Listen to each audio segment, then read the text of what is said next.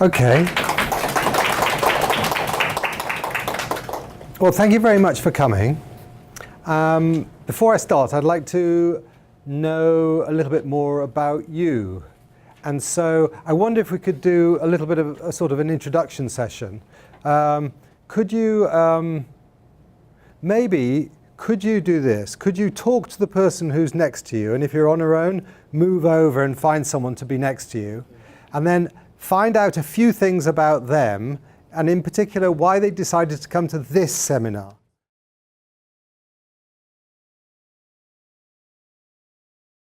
Well, thank you everybody for those introductions. I know a little bit more about you now. So this is Wales.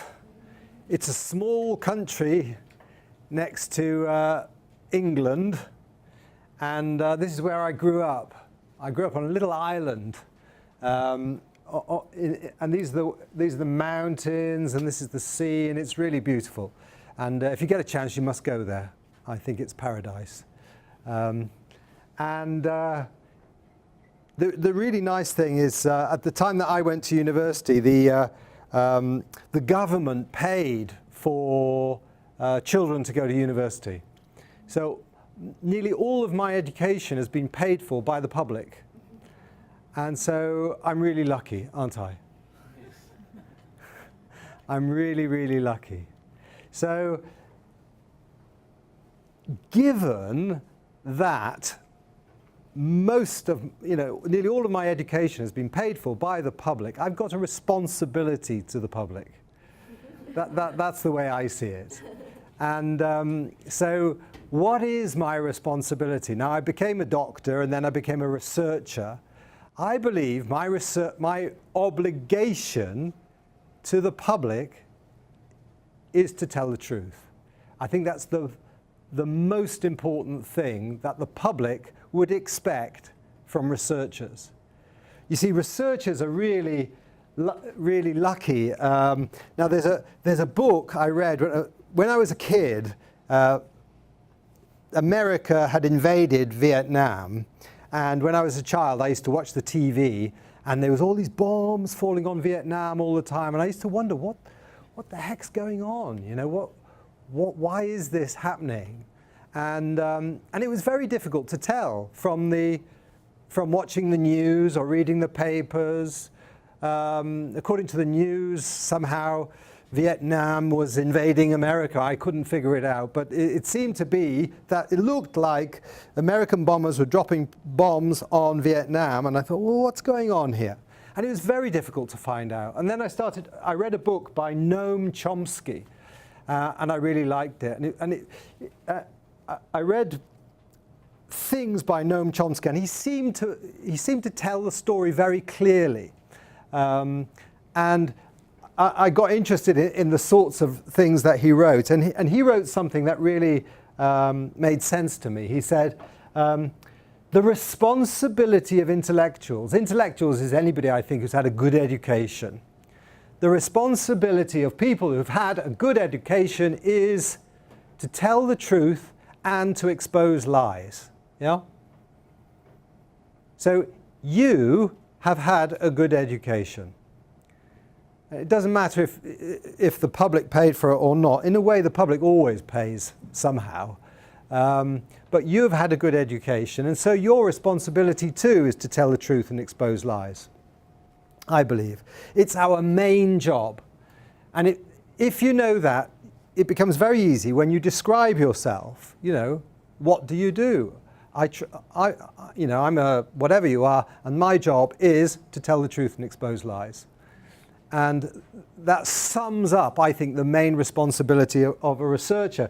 And it's because, it's another paragraph, Chomsky writes, for a privileged minority, and we're all privileged, Western democracy or Eastern democracy or whatever, provides the leisure, the facilities, and the training to seek the truth lying hidden behind the veil of distortion and misrepresentation. So we're given this luxury, this real luxury of having time and resources like the libraries and the papers and the computers and everything to actually try and find the truth. Yeah.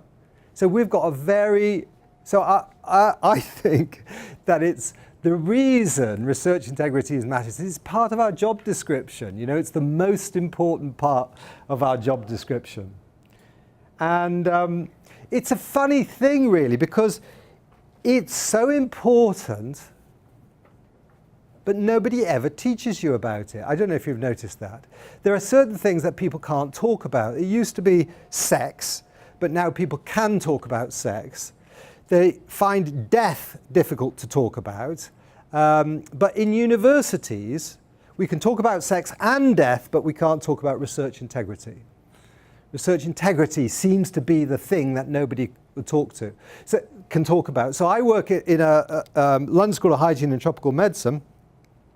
I don't think we get students from all over the world. We teach them epidemiology, statistics, infectious diseases, everything, but we don't teach them research integrity. And it struck me how strange is that actually we're a school of public health and we don't teach research integrity. We don't even talk about it, actually. I thought that was strange, and so I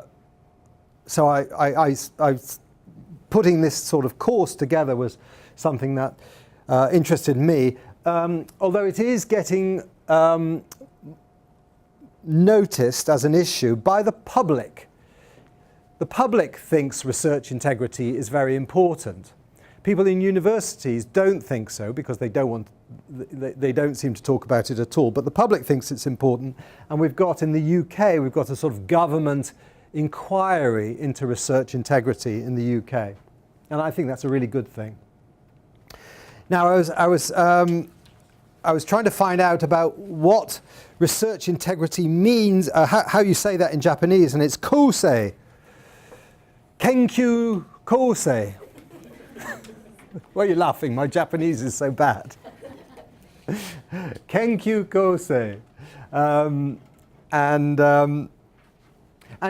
Integrity is a funny. Integrity in the English word. It has a sort of two senses. It has something that's integral is kind of whole. So it's the kind of opposite of being divided up into pieces. When you're whole, that's a sense of integrity, but it also has the meaning of being honest and having strong moral principles. And there's a kind of, in a kind of Zen way, there's a bit of a link between those two, I think. You get a feel of, if you're dishonest, you're not kind of whole, you're all pulled in different in directions. So there are a number of definitions of research integrity, and they're a bit difficult. Possessing and adhering to high moral principles and professional standards. So the difficulty of this is that there's high moral principles and professional standards. So you've got this problem. You've got this. You can divide responsible conduct of research into two kind of areas, really. There's research ethics, and that's what those are kind of moral discussions about what you should do. Is it right to, moral questions about right and wrong. And then there's research integrity. I think research integrity is more a sense of, are you adhering to the appropriate professional standards in your work? And I just want to focus on this one to some extent. I think moral principles, you can have all sorts of moral discussions where it's, is it right to, help somebody end their life, and all of these questions of moral principles. But research integrity is a little bit more straightforward. It's about what's appropriate, what's appropriate given your professional standards. And whereas this one kind of research ethics leads to a lot of questions, research integrity really should lead to a lot of clear guidelines about how you should behave as a researcher. And so we've got this sort of, on the one hand, we've got responsible conduct of research. This is the good news. And it's conducting research in ways that fulfill the professional responsibilities as researchers, as defined by their professional organizations, and so forth. And at the other end, we've got research misconduct. Yeah? So we've got responsible conduct of research. That means conducting research according to the kind of guidelines, what would be expected by the public or the institution that you work for on this side. And on this side, you've got research misconduct. Yeah? And research misconduct, in the United States, they talk about FFP. So FFP, and it's fabrication, falsification, and plagiarism. Yeah? So fabrication is making up data. Yeah? So when you don't collect data from patients, you just actually make it up. I think in Japanese it's netsuzo. Is that right? So fabrication is netsuzo. Falsification is different. Falsification is where there is data, but you change it. Yeah? I can't remember what that is. Is it giso? Anybody? Kaizan. Okay. So we've got netsuzo, kaisan, and plagiarism is when you take other people's work and you pretend it's your own, and you don't acknowledge the fact it's somebody else's work. And I think that's toyo. Is that right? So we've got netsuzo, kaiso. Is that right? Kai, what did you tell me? Kai. Zan or Dan? Zan. Netsuzo, Kaidan, and Kaizan, sorry, and Toyo. There we are. See, you've all been educated in Japanese very badly. So there's a US Office of Research Integrity, and these are the things it's mainly interested in. Yeah. So you've got responsible conduct of research on one end, you've got fabrication, falsification, and plagiarism at the other end. Yeah? And this is good behavior, this is bad behavior. And in the middle we've got this. It's QRP, and that stands for questionable research practices. Yeah? So questionable research practices. So this is responsible conduct of research. This is what we want everybody to do. We don't want fabrication, falsification, and plagiarism. And then we've got this grey area in between. And tomorrow we're going to talk about this grey area in between. And the sorts of things that are in the grey area are things that we shouldn't really do, but actually are done quite commonly. So this one, selective reporting based on p-values. For some people, that's just normal epidemiology.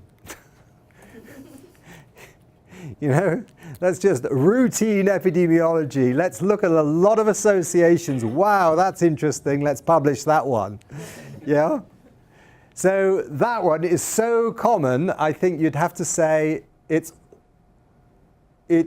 almost so common, it's normal practice. Selective reporting of outcome measures, that's very similar. That's like saying, well, there's no significant results of that, so we won't bother publishing that result, or we won't put it in the abstract. Negative results or studies not published, it could be the whole study not published. So sometimes, you get one of the negative results, but you publish the overall results and you just leave that particular result out. Sometimes you actually think, well, the whole thing I'm not going to publish. Nothing going on there. Negative, you know. Sometimes you do lots of subgroup analyses, trying to find something that's interesting. You know, people with, you know, although this treatment's not effective, it seems to be effective in people with one leg and red hair. You know, you get that sort of thing. So inappropriate subgroup analysis, data-dependent stopping or continuing. You know, we look at the results, think, wow, that's a great result, let's stop. You know, let's stop now. Excluding data after looking at the impact of doing so, and claiming to have predicted an unexpected finding. As expected, you know, there was a highly significant. These are known as questionable research practices, but they're actually very common, and tomorrow we'll look at whether they're important or not. Now, there are some important misconceptions. Misconceptions are things that you think are true that are not. One of them is misconduct is rare. Serious misconduct, fabrication, falsification, plagiarism is rare. I'm not sure if that's true. The other one is that questionable research practices are common, they are common, and they're not serious. I think that could be wrong as well. I think they're common and serious. We're going to talk about those tomorrow. And then the final thing is scientists can regulate themselves. You know, that actually we don't need rules, we don't need to be checked because we are moral, upright people and we only ever do the right thing. Yeah, I don't believe that. I don't think it applies to me, I don't think it applies to anybody. So we're going to talk about that. So I got interested in this area because I used to be an emergency physician and I used to work in intensive care, and when I was on call we used to get lots of patients with head injuries. Young men in high-speed car crashes usually. This man, I think he's in Thailand, he's just been hit by a Toyota, he's got a serious head injury, his brain is expanding in his skull. And I'd come across an organization called the Cochrane Collaboration. Has anybody come across the Cochrane Collaboration? Yeah? Anybody? So some of you have heard it. Anybody who hasn't heard about it? Yeah? Okay, the Cochrane Collaboration is an organization that tries to make systematic reviews of the evidence for the effectiveness of different healthcare interventions. It tries to make it easier for doctors. So when a doctor has a patient and they think, well, this particular treatment, is it effective, is it not? Well, you know, rather than getting that doctor to go look for all of the trials, there's an overview of all the trials available, you know, on this in this Cochrane Collaboration, on this Cochrane library, and these systematic reviews. And the Cochrane Collaboration, you know, tries to provide evidence that doctors can trust so that they can make informed decisions for better health. So I got involved in the Cochrane Collaboration, and I started a group that does systematic reviews of evidence for the effectiveness of treatments for injury. Yeah. And one of the treatments I was interested in, because you get a lot of patients, like in this paper I've shown you, that they have a head injury and their brain starts to swell, and if the brain swells too much, it sort of like pushes the brain down into the spinal cord and the patient dies. And that happens quite quickly. And you can give them into the veins this a solution called mannitol, yeah? And it's like sugary water, basically. It's like very sugary, and it pulls water out of the brain by osmosis, yeah? And shrinks the brain a bit. It gives you a bit more time, yeah? So the patient can die very quickly, but if you give them this sugary water, it shrinks the brain down a bit, hopefully give you a bit more time. And I was interested in the evidence from randomized controlled trials about this treatment. And I searched for all of the evidence on this treatment. I don't know, I think I found 3 or 4 randomized controlled trials. And I reviewed it, I did a meta-analysis, and we concluded, and I was the first author of this paper, in patients with acute intracranial hemorrhage, the administration of high-dose mannitol reduces mortality. You know, it's quite dramatic, big reduction, yeah? Relative risk of 1, that means the treatment's not effective. So the relative risk is the risk of death in those who got the treatment divided by the risk of death in those who didn't get the treatment. So if it's 1, there's no effect. If it's less than 1, the treatment's good, yeah? Well, look, 0.55, that's good. That's almost a halving of mortality, yeah?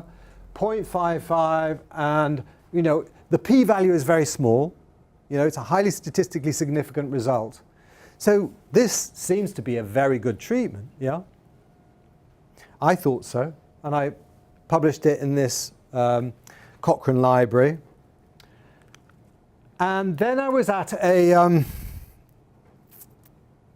then I met somebody. We were doing a big clinical trial involving lots of doctors from all around the world. I met a doctor from Colombia, and he said to me, Ian, you do know all of those papers that you included in your meta-analyses were fabricated. And I said, what? I didn't know that at all. So the paper that you've all looked at is one of them. So they were 3 papers by the same author, Cruz. Actually, there's a typo here. That should be J. There were Julio Cruz. Julio Cruz, a Brazilian author, wrote 3 studies on the effect of high-dose mannitol in patients with acute severe head injury. And this Colombian said to me, all of these trials are fabricated. And I said, well, you know, how do you know that? You know, how can you be sure? And he said, well, this particular doctor didn't have any head injury patients to do trials on. You know, they just didn't believe they were. So I thought, well, now I have to investigate. I have to find out if these, you know, something more about these trials. So they were all by the same author. They had other authors. Minoja is an Italian, I think, and Okuchi, a Japanese co-author, and Facco is an Italian. So these authors seem to work together and to make these papers, and I thought, well, let's find out more about these. Now, I looked for the address for correspondence. Actually, it might be on this paper. The Comprehensive International Center for Neuroemergencies at the Federal University of Sao Paulo. So there is no Comprehensive International Center for Neurosurgical Emergencies. It's just a PO box in Brazil. You know, it doesn't exist as an entity. I wrote to the Federal University of Sao Paulo about their professor, and they said they never employed him. He's not a professor at this university, they wrote back to me. I wrote to the Brazilian National Ethics Committee. There was no evidence of any ethics approval of any of these studies. And then I wrote to all the co-authors. And the co-authors said, well, we didn't put any patients, no patients from our hospitals were in the trial. We were invited to be a co-author on these papers by Dr. Cruz, Julio Cruz. And in fact, I think on the next slide, yes, these are extracts from the emails they sent to me. You know, so it was a pleasure to be included among the authors of papers written by Dr. Cruz on the use of high-dose mannitol. My unit and I did not provide a personal series of randomized patients, but my contribution was discussing him and sharing his assumption because occasionally, blah, blah, blah. So, you know, he just contributed to the discussion a little bit. This one is one of my favorites. I did not conduct any study related to the results of Dr. Cruz's high-dose mannitol trials in Japan. This is the Japanese author. I have no data to present to you. I did not know any part of the paper before he called me about acceptance in the journal. How interesting. Now, so you get a call and someone says, Callistus, it's good news. You're published. Yeah. And you say, great. You know, you don't say, what do you mean? You say, wow, that's great. What did I do? You know? So, didn't know anything about the paper until it was published, you know? And then, after it was published, didn't complain. Extraordinary, isn't it? And then, so all of the authors were the same. All the authors were, it was almost a gift to them. You know, they didn't contribute very much at all. They were just invited to be co-authors on the paper. Then it gets worse, because I wrote to the journal that published the papers. And I wrote to the editor. And I said to the editor, I tried to contact him by phone, but he didn't answer. And then I left a lot of messages on his answer phone. And then he wrote to me. And I was amazed that he put this in writing. This is what he said. I tried unsuccessfully to contact you by phone with regards to the Cruz papers. As you can tell by the editorial, we all doubted the data. But to doubt is different from concluding that he fabricated the data. I thought he did, but hoped, as stated in the editorial, that publication would encourage repetition of the studies. Wow, it gets great. Isn't this great? Now the editor of the journal that published the papers thought that the papers had been fabricated and published them. That's great, isn't it? Very strange, isn't it? So so we got this guy, doesn't work for the university. His co-authors don't know anything about the results. The journal editor thought they were fabricated. Julio Cruz himself had committed suicide.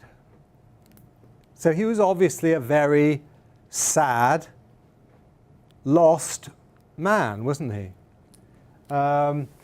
I contacted the co-authors. I said, look, you know, this Julio Cruz, I can't find any, I've done an investigation. It took me a long time, you know, best part of 3 months.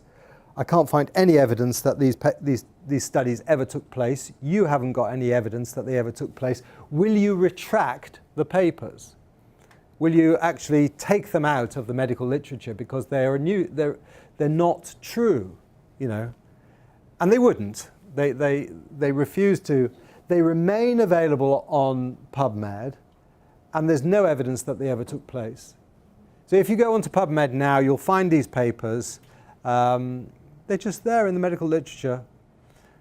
The editor doesn't want to retract them. The authors don't want to retract them, so they're just there. It's very interesting. And they will be used on patients, and this treatment will be used on patients around the world. So I thought it was bad. So that was my first experience of research misconduct. It's a little bit like yours over there, isn't it? You know, you start reviewing the evidence and you take it all on trust, and then you get more suspicious, don't you? You think, my goodness, you know, this doesn't make sense when you start looking at it in more detail. Then I had another experience. I was very interested in fluid resuscitation. So this is a trauma patient he's got an infusion going there. And there's two different kinds of fluids. You can have crystalloid solutions, which are like salty water, or you get these colloid solutions like, you know, Hemax cell and, you know, gelatin. And people have always wondered which one of these treatments is the best, and they've done randomized controlled trials comparing them. So I was involved in a systematic review of these. And there weren't very many trials. They didn't have very many patients in. But these trials here, all done by the same author, suggested that the starch solutions, the starch colloids, were actually better. And starch colloids were quite commonly used. And then this is what happened. In December 2009, this guy, Bolt, who's the author of these papers, he published a study comparing these two different drugs. The editor receives emails questioning the integrity of the research. One of the reviewers said that his results must have been magic. In November, the hospital where Bolt works makes an investigation and finds no data from any of these studies. They can't find any evidence that they were ever conducted. The ethics committee, all of his papers do mention an ethics committee, but the ethics committee doesn't exist. He made up the ethics committee. The ethics committee of some place in Germany, it just doesn't exist. So 90 papers were retracted from the literature because they were all fabricated. So all of these 90 papers were taken back. Because the British guidelines on fluid resuscitation of injured patients included many of these 90 patients, they had to withdraw the guidelines because these guidelines referred to these clinical trials. So all of these, the guidelines were withdrawn, and then there was a meta-analysis conducted that excluded the papers that were fabricated, and it got quite a different result. And actually the result was that not colloids are beneficial, but colloids are harmful. So the publication of these fabricated trials was, probably damaged patients. It's a very serious thing.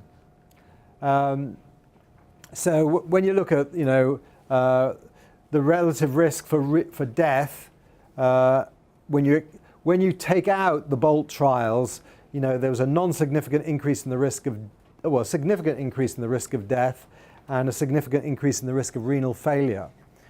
So we've been trying to get this treatment is still marketed, still widely used. It's less commonly used in Britain now because we all know about this Bolt case, but when pharmaceutical companies have an experience like this, they actually redirect their marketing strategies to places like Africa and China, where people might not have heard this story. And they can, and they're still marketed. There's no evidence that they're effective. So the Cochrane Collaboration that I was very excited about, I became much more skeptical about it. I describe it like, it's a little bit like, when it's like falling in love. I'm sure people in this room have fallen in love. But when you fall in love, you just think everything about this person is just perfect. Don't you? There's everything. They like the same food as me and the same music. Oh my God, they're so right for me. Yeah? But then after about 6 months, oh my God, he's late again. He's such a pain in the neck. You kind of, all that beautiful rosy picture starts to get less rosy. That's what happened with me in the Cochrane Collaboration. I thought when it started, wow, this is fantastic. This is it. You get all the evidence, you gather it all together, and you find out what works and what doesn't work, and that's great. And then I thought, but now when I fell out of love with it, I realized, well, it just takes everything on trust, you know. That's not really reviewing the evidence. You know, you take a piece of paper and you just think, well, everything on this paper is true. I'm going to take this, everything on this paper is true, and I'm going to make recommendations for patient care, you know. I mean, it's quite trusting, isn't it? Do you know what I mean? It's an extraordinary level of trust that anybody can write a paper, they can send it to a medical journal. The medical journal will not check anything about the data. They only check what's written on the paper to see if what's on the paper makes sense to itself, yeah? It doesn't have to relate to anything, right? They don't check if there was an ethics committee approval. They don't check if there was any patients actually recruited. They don't ask to see the data set. They just say, okay, you've given this paper. Everything you've written on this paper is true. Now we'll go and, you know, they take it all on trust. I personally don't think that's acceptable anymore. It has no policy in fraud.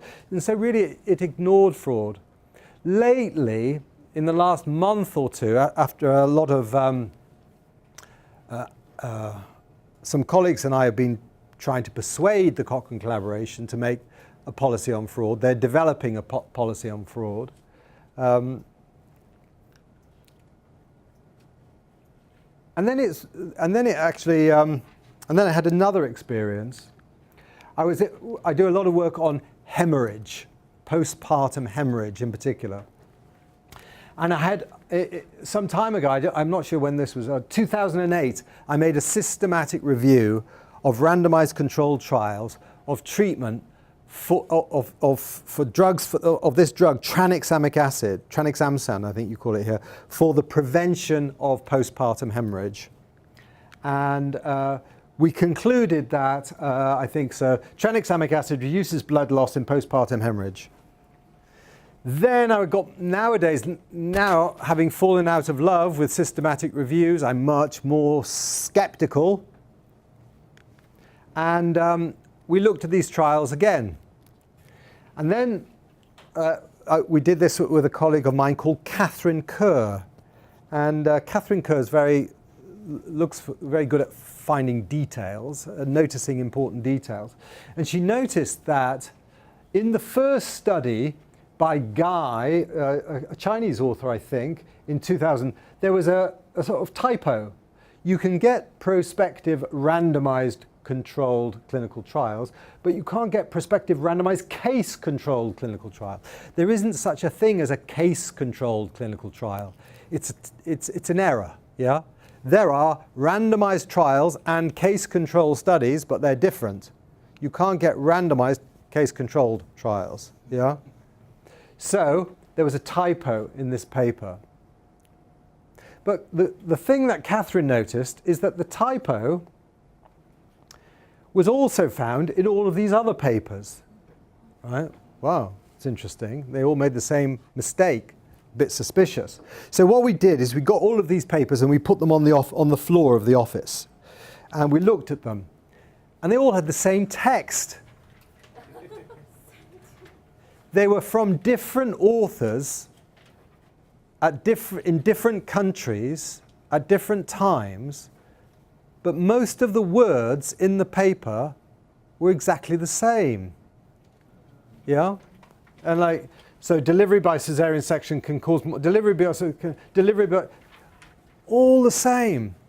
And then we looked at the results. I mean, sometimes I've had students from, say, I don't know, India or whatever, and they say to me, sometimes, oh, come on, they say, you know, as regards to plagiarism, they say, oh, come on, Ian, you know, it's really difficult.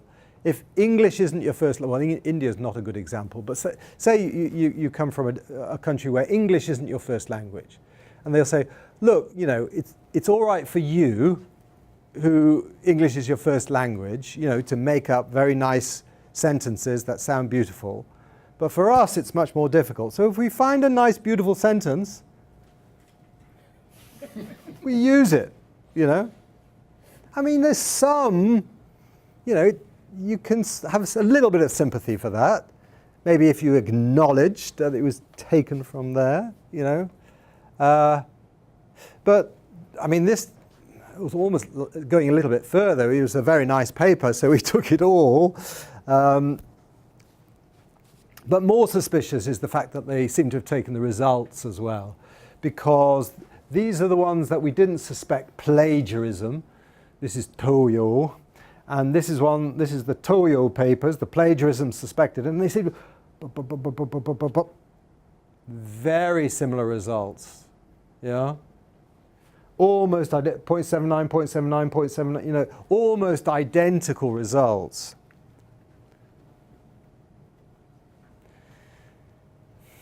Something going wrong. So we don't trust those. In fact, yeah, we don't trust them at all. Now, the Cochrane Collaboration uses all of these systems for weighting the level of evidence, and they use a system called grade that some of you might have come across, but it's all based on what's written in the manuscript being true, and often it's not true. They trust everyone. And I've sort of changed my feeling about systematic reviews. It used to be, it used to be gather all the evidence, wherever it is in the world, gather it all together, and then add it all up, and you find the truth. And now I feel it's more like this. It's actually, you're wading through a lot of rubbish, and a lot of it's not true. It's just rubbish, and that most of it should be thrown away. It wasn't conducted to improve the care of patients. It was conducted to improve the career of the researcher. The researcher had lost their way, and this, research wasn't done for the right reason. And a lot of research, I think, should be thrown away, and we should be looking for, the diamonds, really, the evidence that really improves patient outcome. I think a lot of the studies that I've included in meta-analyses in the past, I wouldn't trust it. It should be thrown away.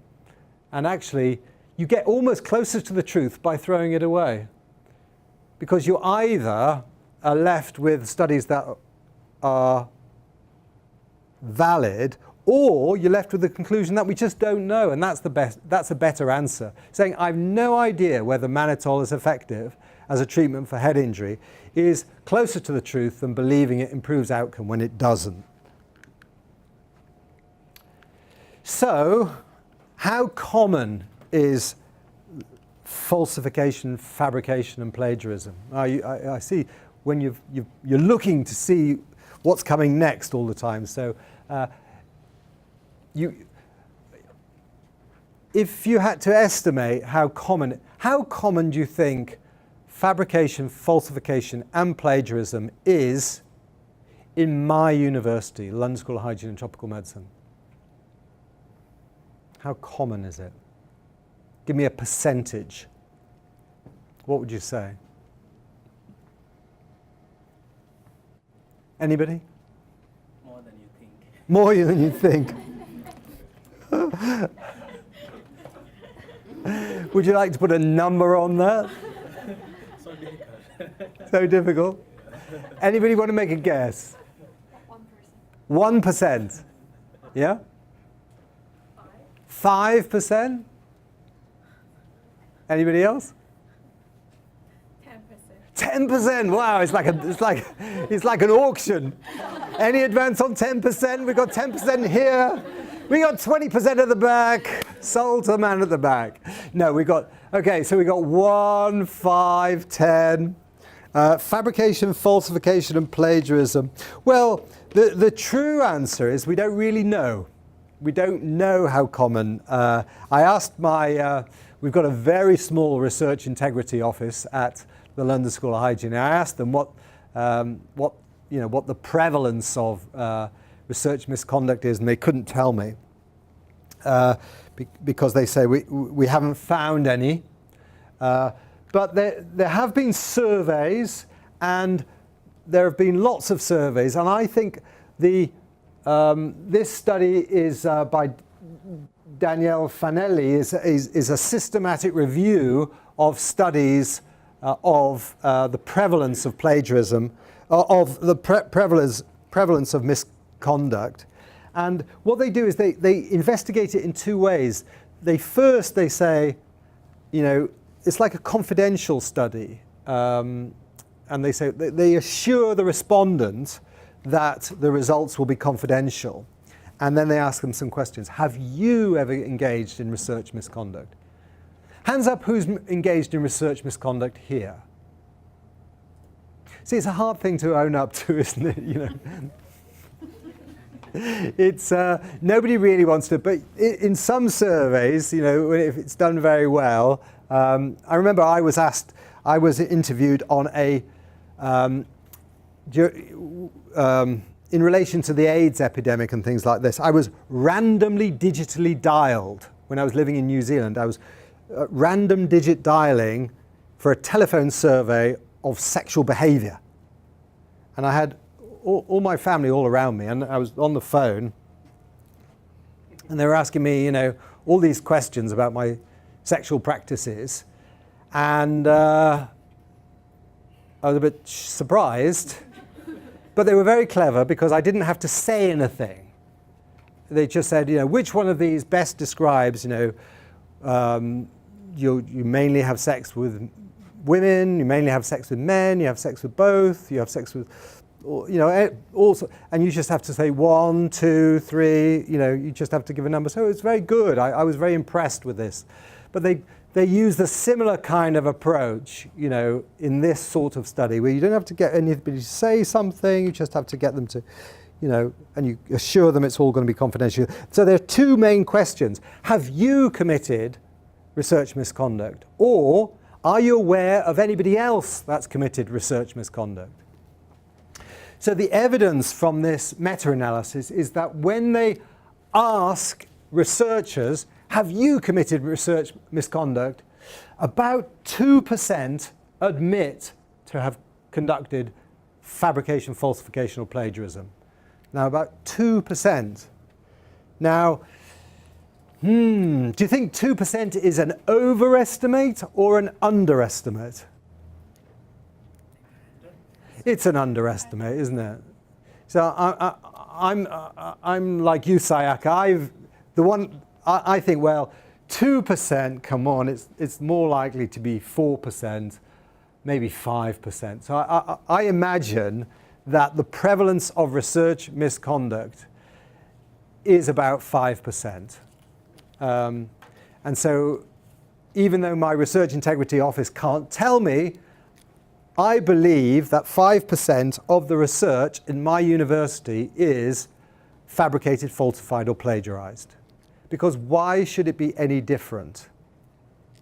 Why should it be any different just because it's my university? This is a systematic review of studies conducted at universities. If anything, it's a little bit higher because some of the studies on research integrity find out that research misconduct is slightly higher in epidemiology. Epidemiological research is slightly more prone to research misconduct. Perhaps it's because it's so easy. So it's probably about 5%. And in this survey, when they asked, do you know anybody else that's done research misconduct, the figure's about 14%. Do you know anybody? Anyway, we don't need to ask you that question. But the prevalence is much higher, about 14%. Isn't that interesting? So what's the prevalence of research misconduct at the London School of Hygiene? 5%. What's the prevalence of research misconduct in Kyoto University? Maybe it's a special place. Maybe it's 5%. Who knows? And questionable research practices that we're going to talk about tomorrow, well, those are really common. Everybody does those. So when they ask, have you committed them, I think about, I don't know, about 10% of people have done these questionable research practices, and I don't know, 40% of people know. Who doesn't know somebody who's selectively reported results on the basis of the p-value? So, yes, so research misconduct, these are the estimates, self, other, prevalence greater in medical and pharmaceutical research, epidemiology.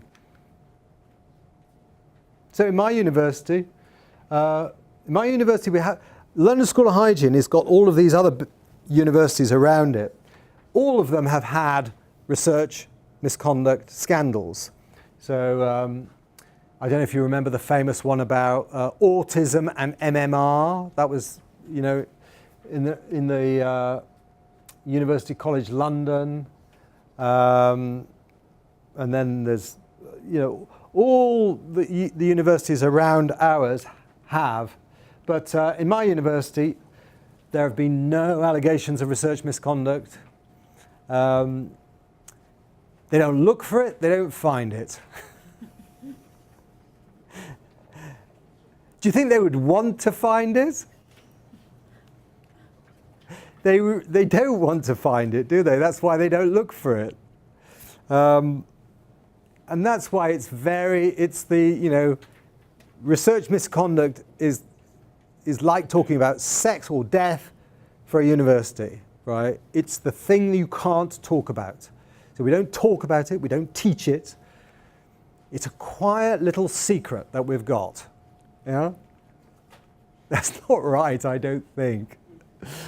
So I think FFP, these serious forms of misconduct, not particularly rare, and we're going to come on to the other ones, these other questions later on. And it's really important, you see, because my experience of making these systematic reviews and publish them in the Cochrane Library, where I thought they would, you know, be the best evidence to inform patient management, you know, I concluded that mannitol was effective and that colloids were safe. And both of those are wrong. You know, mannitol, there's no evidence that it's effective, and colloids seem to do more harm than good, so it puts patients at risk. It wastes resources, big time. Think of all of the 90 papers retracted. Think of all of the editors and all of the reviewers and all of the, I don't know, all of the wasted time and effort that goes into it. It undermines trust in science. You know, when these big scandals come out, you know, what does the public think about us? You know, it doesn't do us any good. It damages institutions' reputations and career. It damages institutions' and careers. Cruz committed suicide, you know. He was a sick man, I believe. That misconduct should have been found sooner, and he needed help. Yeah? You know, you sometimes in life people lose their way, you know. Maybe, I don't know, you get a mental depression, anxiety, drugs, alcohol, whatever it is. You get lost. Well, if you're getting lost, you want someone to find you and then put you back on track before you get to jisatsu, you know. He needed help, and so not looking for research misconduct doesn't help anybody. Doesn't help the public, doesn't help the patients, doesn't help researchers, doesn't help universities. Thank you very much.